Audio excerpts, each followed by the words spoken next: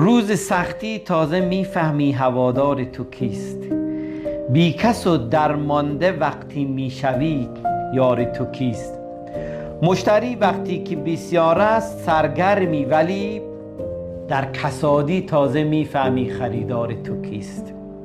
دست و پایت نه، در آن روزی که قلبت بشکند تازه در آن موقع میدانی مددکار تو کیست. هر کسی آید عیادت آخر شب می رود، تازه آن هنگام میفهمی پرستار تو کیست.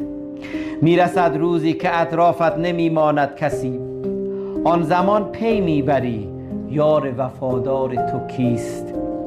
پیش پایت یک نفر خود را به آتش میکشد، تازه میفهمی که دهقان فداکار تو کیست.